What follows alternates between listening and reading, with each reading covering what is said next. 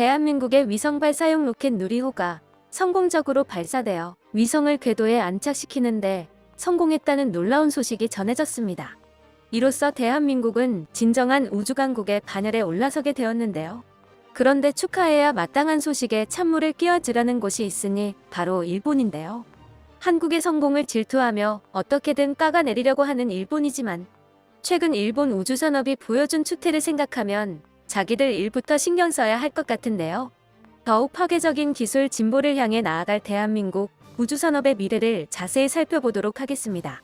국내 기술로 개발된 한국형 발사체 누리호의 세 번째 발사는 본래 24일로 예정되어 있었습니다. 하지만 발사를 3시간 남겨두고 통신 시스템에 문제가 발견되며 발사가 취소됐었는데요. 다행히 발사체 자체에는 문제가 없어 바로 다음 날인 26일에 발사를 진행했었습니다. 그리고 다시 한번 우주로 날아오르기 위해 발사대에 우뚝 선 누리호. 오후 6시 14분 누리호의 발사자동 운용이 시작되었고 10분이 지난 6시 24분 누리호의 엔진이 강렬한 불꽃을 내뿜기 시작했습니다.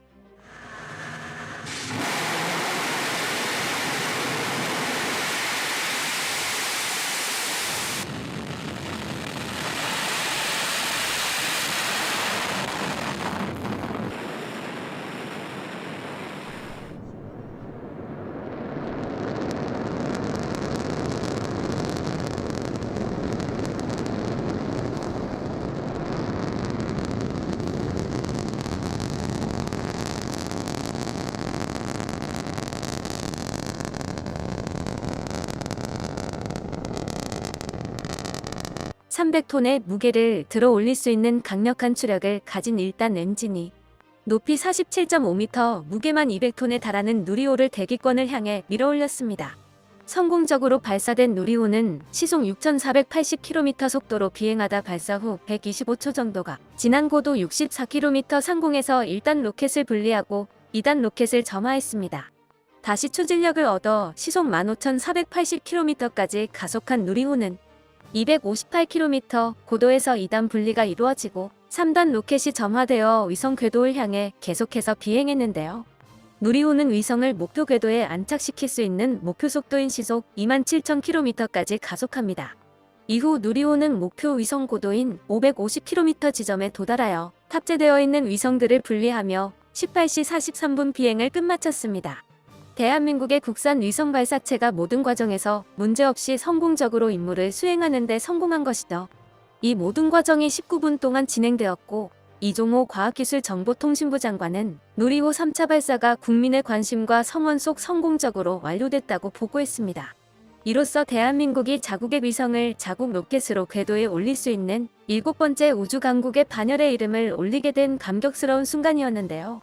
그런데 이 기쁜 소식에 찬물을 뿌리려는 곳이 있으니 옆나라 일본이었습니다. 한국이 잘 된다는 소식에는 하나하나 욕하지 않고서는 못 배기는 건지 이번에도 한국이 이루어낸 성과를 비하하고 나섰는데요. 발사 전부터 한국의 누리호는 대실패로 끝날 것이라며 악담을 퍼붓던 일본 네티즌들은 발사가 성공적으로 끝나며 한국의 항공우주 기술력을 증명한 순간에도 어떻게든 한국의 업적을 왜곡하고 폄하하려고 애쓰고 있습니다. 한국이 위성 발사에 성공했다는 야후 기사에 한 일본 네티즌은 한국산 로켓이라고 자랑하고 있지만 엔진은 우크라이나 설계도를 입수해서 제작된 겁니다. 또 한국에 반입된 러시아 엔진을 뜯어버리고 쓰레기통을 뒤져 정보를 훔치기도 했죠. 이래놓고 국산이라고 자랑하는데 부끄러움도 없는 걸까요? 라고 댓글을 달았고 여러 일본 네티즌들도 러시아 기술로 만든 자칭 국산 로켓, 러시아가 실수로 로켓을 보내줘서 만들 수 있었던 로켓이라면서 한국 깎아내리기에 동참했습니다. 이처럼 한국의 국산 로켓을 러시아 로켓을 베껴 만들었다는 것은 일본의 혐한 네티즌들의 단골 레퍼토리인데요. 하지만 누리호는 설계에서부터 제작, 시험, 발사까지 모든 과정이 독자적으로 개발한 국산 기술로 수행되었기에 완전히 억지라고 볼 수밖에 없습니다. 대한민국 최초의 우주 발사체인 나로호는 개발 과정에서 러시아의 협력을 받았던 것이 맞지만 나로호의 개발과 발사 과정에서 얻은 기술과 노하우로 새롭게 만들어낸 누리호는 완전한 국산 발사체라고 할 수 있습니다. 일본 역시 미국의 델타 로켓 엔진을 라이센스 생산하고 자국 로켓에 탑재하여 우주 발사체 기술력을 쌓아왔었는데요. 현재 일본의 주력 우주 발사체인 H2 로켓도 미국의 기술 지원을 받아 개발됐었죠. 그리고 일본은 지금 한국을 신경 쓰는 게 아니라 자기들 로켓이나 걱정해야 하는 상황일 텐데요. 한국보다 20년이나 앞서 우주산업에 뛰어든 일본이 당연히 우주 발사체 기술에 있어서 한국보다 앞서 나가고 있다는 건 부정할 수 없는 사실입니다. 하지만 최근 일본의 우주 발사체들이 연달아 실패하면서 큰 위기에 직면해 있는데요. 지난 3월 일본의 새로운 주력 대형 로켓인 H3 1호기의 첫 발사가 시도됐었습니다. 일본의 유인달 탐사 프로그램에 쓰기 위해 2014년부터 약 2조 원을 투자해 개발한 발사체인데요. 그런데 일단 로켓을 점화하여 발사하는 데까지는 성공했지만 상승 중 2단 로켓이 점화가 되지 않는 돌발 사태가 벌어졌습니다. 결국 일본 우주항공연구개발기구는 발사가 실패했다고 판단하고 자폭 명령을 내려 H3는 공중에서 폭발하여 필리핀 동쪽 바다로 추락하게 되었습니다. 물론 발사체 개발 과정에서 실패는 동반될 수밖에 없는 일인데요. 문제는 이 로켓에 일본의 국가 관측 위성 다이치 3호가 탑재되어 있었다는 것입니다. 무려 380억 엔짜리 인공위성이 실패한 로켓과 함께 공중분해 되어버린 것이죠. 게다가 지난해 일본의 소형 고체 연료 로켓인 엡실론 6호기의 발사에 실패했었기에 2연속 로켓 발사를 실패해 버린 것이었습니다. 일본이 주력 로켓의 발사에 실패한 것은 지난 2003년 11월 H2A 6호기 발사 실패 이후 19년 만에 일로 연달아 로켓 발사에 실패하며 일본 우주산업 전체에 적신호가 켜졌습니다. 이 때문에 H3 2호기는 발사 계획이 대폭 수정되었는데요.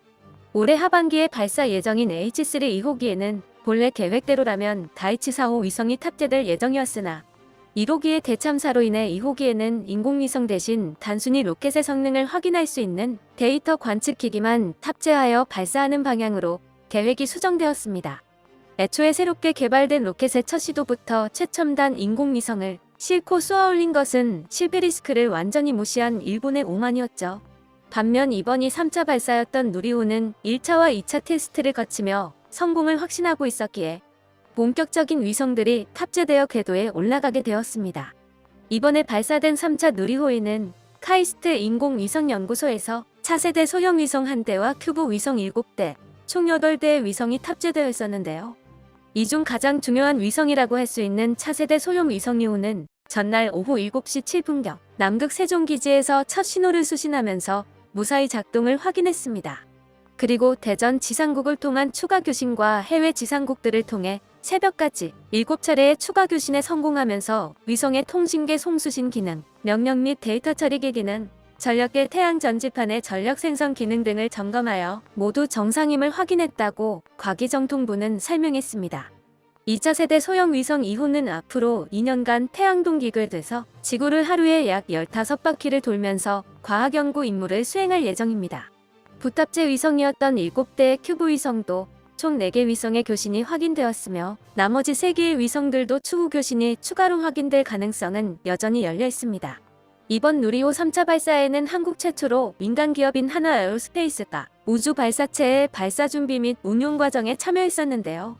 앞서 2차 발사까지는 정부기관인 항우연에서 모든 과정을 도맡았었지만 지난해 말 한화에어로스페이스가 한국형 발사체 체계 종합기업으로 선정되면서 이번 3차 발사부터 참가하게 되었습니다. 체계 종합기업에 선정됐다는 것은 발사체 제작을 주관하고 제작에 참여하는 기업들을 총괄하는 항우연의 역할을 그대로 한화에어로스페이스가 이어받아 수행하게 될 거라는 것인데요. 미국 정부의 우주개발기관인 나사가 민간 기업 스페이스X를 파트너로 선정하고 핵심 기술을 이전했던 것처럼 대한민국 역시 더욱 효율적인 우주산업 발전을 위해 우주산업의 중심을 민간으로 옮기고 있습니다. 이번 발사에서는 한화에어로스페이스 직원 11명이 발사 준비와 운용 과정을 참관하며 기술을 습득하고 이후 4, 5, 6차 발사에서는 점차 참여 범위를 늘려나가며 정부 대신 발사를 주도하게 될 예정입니다. 발사 직후 진행된 브리핑에서 한화에어로스페이스의 손재일 사장은 앞으로 로켓 기술을 어떻게 발전시켜 나갈 거냐 묻는 기자의 질문에 우리나라가 세계 7번째 우주 강국에 올랐다고 하지만 우리보다 앞선 강국들과 굉장히 큰 격차가 존재합니다. 이를 뛰어넘기 위해 파괴적인 기술의 개발에도 관심을 가지고 있습니다. 우리나라 전체를 아우르는 인프라와 밸류 체인을 형성하고 원팀으로서 글로벌 경쟁력을 키워나가는 것을 목표로 하고 있습니다. 라고 답했습니다. 탄도미사일도 개발하고 있는 한화에어로스페이스에서 파괴적인 기술이라고 말하니 의미심장하게 받아들여지는 발언이네요. 이후 거의 전 과정을 한화에어로스페이스에서 진행하게 돼 2027년 9월 누리호의 6차 발사까지 성공적으로 끝마치게 된다면 이제 본격적으로 누리호를 활용한 민간 발사 서비스를 시작하게 됩니다. 더 이상 우리의 위성을 발사하기 위해 다른 나라까지 찾아갈 필요가 없어지면서 대한민국의 본격적인 우주 진출이 시작되는 것이죠. 그리고 누리호의 후속 프로젝트인 한국형 중궤도 및 정지궤도 발사체 KSLV-3의 본격적인 개발 역시 시작되었는데요. 2032년까지 2조 132억 원을 들여 개발될 KSLV-3는 저궤도 위성 발사체였던 누리호보다 훨씬 높은 정지 궤도까지 위성을 올리는 게 가능하며 한국형 달 착륙선을 달 궤도까지 실어 나를 발사체가 될 예정으로 2030년 12월 달 궤도 투입 성능 검증 위성을 싣고 1차 발사를 진행할 계획입니다. KSLV-3 개발에 성공하게 된다면 대한민국은 기존과는 차원이 다른 우주 탐사 및 위성 발사 능력을 손에 넣게 됩니다. 대한민국만의 독자적인 우주 정거장도 꿈이 아니게 되는 것이죠. 우주 개발을 위한 대한민국의 30년 여정이 결실을 맺고 있습니다. 1993년 개발된 대한민국의 첫 로켓 KS-아론에서부터 최초의 국산 위성 발사체 누리호까지 도달하기 위해 항우연이 걸어온 길은 결코 순탄치 않았는데요. 이미 1997년 국내 기술로 고체 추진 로켓인 KS-R2까지 개발했었지만 한미 미사일 지침에 묶여 우주까지 쏘아 올릴 수가 없어 개발이 더뎌지고 말았습니다. 대한민국 로켓 개발의 발목을 잡았던 미사일 지침은 2021년에 와서야 폐지되었죠. 그리고 2003년에는 30톤급 액체연료 엔진을 개발해 놓고서도 국내 시험장이 없어 러시아에 가져가서 연소 시험을 해야 했습니다. 당시 폭발 사고가 발생하며 러시아가 한국의 원정 시험을 막아 시험장도 구하지 못해 개발에 큰 어려움을 겪기도 했었죠. 이처럼 수많은 굴곡을 넘어왔었기에 누리호가 성공했을 때 항우원 연구원들이 눈물을 참지 못했던 것 같습니다. 대한민국의 가장 높은 꿈을 위해 피웠땀, 눈물을 흘려온 연구원들에게 깊은 감사를 표하며 진정한 우주 강국으로 올라선 대한민국이 달까지 정복할 그날을 고대해봅니다. 끝까지 시청해주셔서 감사합니다. 도움이 되셨다면 좋아요를, 다른 이야기도 궁금하시면 구독을 눌러주세요.